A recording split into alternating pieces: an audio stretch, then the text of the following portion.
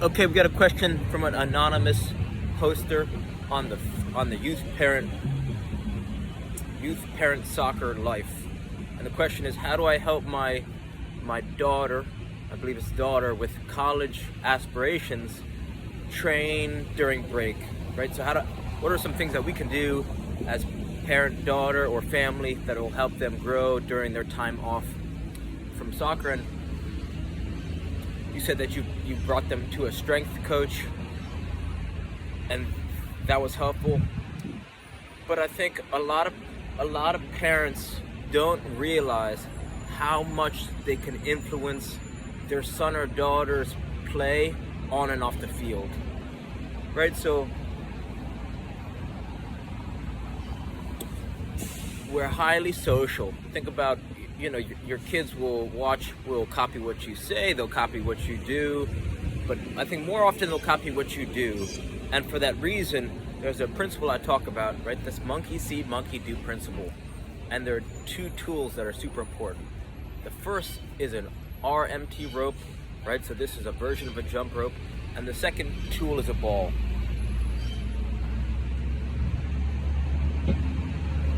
Yo! What up? Where you going? Decent. And so the ball is self-explanatory, right? If you could bring a ball with you everywhere you go, then it's going to help you get more touches on the ball, be more relaxed, right? Especially if you're a parent or a coach, if you have the ability just to keep the ball up, right? Just if you can keep the ball up with your son or daughter or your players from this far away, then you can juggle with them. You could play two touch back and forth with them, right? You don't need to be I think a lot of parents think that they don't really value improving their own play to a point where they can juggle back and forth with their kids. But juggling and even just passing back and forth from very close will help players be more relaxed on the field, right? If you could raise the volume of touches off the field, then when they get on the field and they make mistakes, it's less of a big deal, right? A lot of players make a mistake, their coach yells at them. I mean, I used to be the same. Even at 18 years old, I had a coach who would yell at me so much, and it would take me out of the game, even after training my whole life, right? So I was weak mentally. So I had to sit down with this coach and say, hey, can you stop yelling at me? It actually worked out good for that future game. But the key is that if you can raise their play off the field, then on the field they're going to be more relaxed. Even in the World Cup game, when both teams were making mistakes, right? Neither side was perfect. So it's not about not making mistakes at the highest levels. It's not, you don't not make mistakes. You are more relaxed after you make them, right? You don't let them take yourself out of the game. So that's where, if you're a parent, right? If you're the parent of the son or daughter who's looking to improve in the off season, the way that you can do that is improving your own quality of play. So by bringing a size 1 ball with you, by bringing a tennis ball with you everywhere you go, even if you can do just that, right? You drop the ball down and you thaw it up. Even if you have a hurt shoulder, even if you got a hurt ankle, even if you got lower back pain, if you can start to get more touches, you yourself every day, then this is going to allow you to juggle with your son or daughter, and you're going to have more fun everywhere you go. With this RMT rope, this is effortless strength training through movement. So a lot of players, they get into weightlifting, they're into bodybuilding. Some of them try to right? So you'll see a lot of players do bodybuilder exercises and they'll do strength training, but oftentimes they're doing it for their physique, and it doesn't really translate to on-field performance or improvement. Even at these speed schools, they're doing the same exact thing with the cover of this is to make them faster, it's going to make them stronger on the field. But there's a different way, and that way is using a jump rope, right? You could use an RMT rope. This is just a length of rope as long as you are tall. But why it's so powerful is because it's so simple, right? With a piece of rope, you could begin to swing the rope in your hands. As you swing the rope in your hands, It helps you understand where you are in time and space. If you have a better awareness of where you are in time and space, you could be more explosive, right? You can control, it improves your timing, your rhythm, your coordination, right? This rope helps your hand and your feet communicate. So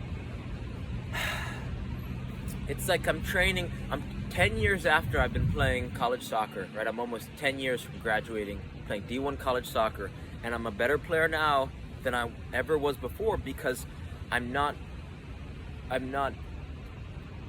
creating more problems myself through training, right? So with this RMT rope, it's basically like you can 1 minute spent using this rope translates immediately to improvement on the field, and that's because it's all upside. It's effortless strength through movement, right? There's zero or close to zero recovery time, right? Some players they work out so hard off the field that they're too sore to even train on the field, and they're spending time in the car, they're spending gas in the car to get to their to the weight room, they're spending money on supplements.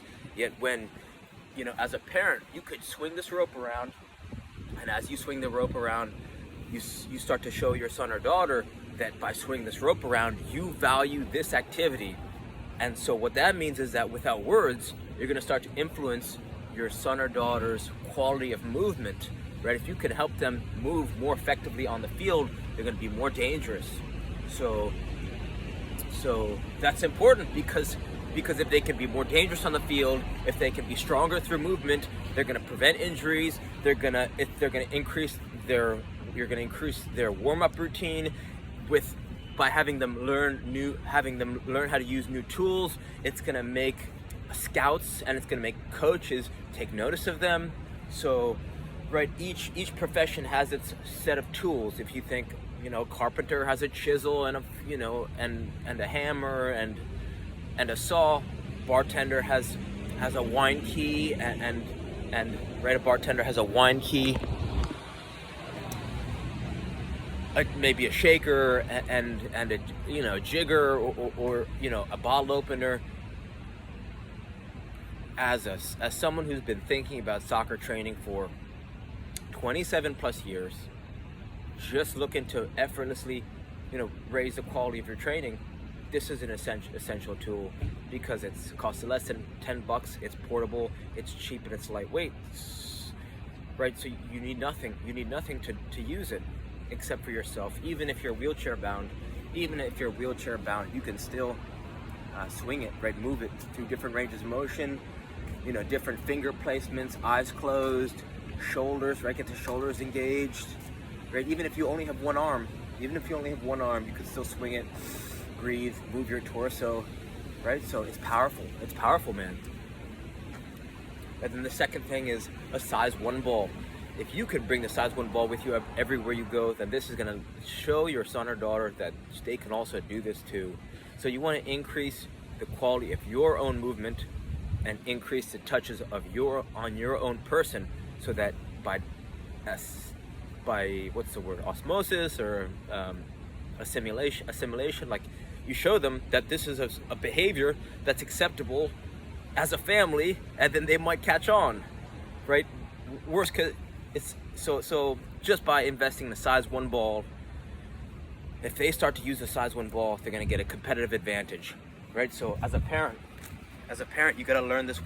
Well, you don't have to, but if you learn this sequence, there's 2 different sequences that I spend a lot of time talking about. The first is the Tom Turnbull dribbling sequence, which looks like this: outside, outside, inside, outside, inside, outside, outside, inside, outside, inside, outside, outside, inside, outside, inside, right? Outside, outside, inside, outside, inside. If you can do this while saying it out loud, dribbling sequences are super important, because it allows players to get their heads up and see the field. If you can see the field, you can make good decisions, right? You could see players on your team, and you could see where the opposition is, right? So dribbling sequences can really change the quality of your training and of your teaching. right? So you need to spend a few minutes a day, 60 seconds a day, learning this dribbling sequence so that you can teach it effectively. And the key is to say it out loud while you're doing it. Outside, outside, inside, outside, inside, outside, outside, inside, outside, inside. It's a rhythmic pattern, right? It's a rhythmic pattern. That's why it's powerful. You don't think about dribbling while you're dribbling. Right, so essentially what we're doing is teaching parents, and coaches how to raise their own warm-up capacity, elevate their own warm-up routine, because if they can do that, then they can teach their kids without words. So 60 seconds of swing this ball around, or swing this rope around. Right, you could do that with your son or daughter if you learn how to do it. Like $10 gets you this rope. At your local hardware store, you just ask, can I have a piece of soft rope? It doesn't matter the width, right? Just a piece of rope as long as you are tall. Right, so I'm 5'10" on a good day. I'd get a length of rope that's 6 feet long. Yeah, 6 feet long. Like, some people like knots, some people don't like knots, and then right, so then a size 1 ball. Size 1 ball costs less than $10 on Amazon or at your local hardware store. So 60 seconds swinging this around like this, and then 60 seconds of doing this. Outside, outside, inside, outside, inside, outside, outside, inside, outside, inside. If you could master those two things, as small as they seem, 60 seconds a day, they're going to create huge upside with this time invested, because they're the essential things. They're not the first and the second step, they're the second and the third step. Step number 1 is breathing effectively, right? If you take a deep breath and your breath looks like this, then you're using your upper back and shoulders to breathe. That's using too much energy. You want to start to breathe with your belly.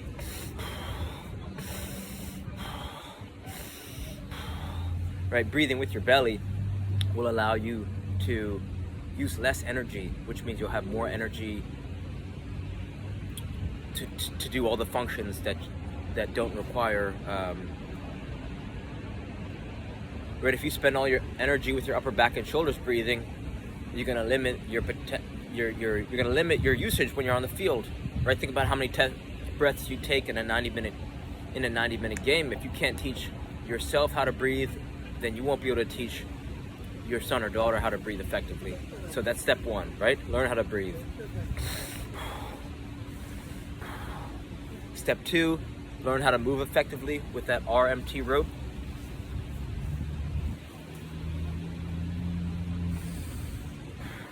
Then I would say step 3 is learning that dribbling sequence, that Tom Turnbull dribbling sequence, and then learning how to juggle. And when you learning how to juggle, it's just here, right? 1, 1, 1, 1, 1, 1. I would start with the thighs because it's a large surface area and it's easy to find success with the thighs. So hacky sack, tennis ball, bouncy ball, volleyball, any ball that you have, right? There should be a ball in the car at all times. There should be a ball in the vicinity. If they're a soccer player and they're talking about college aspirations, they need to have a ball on them at all times,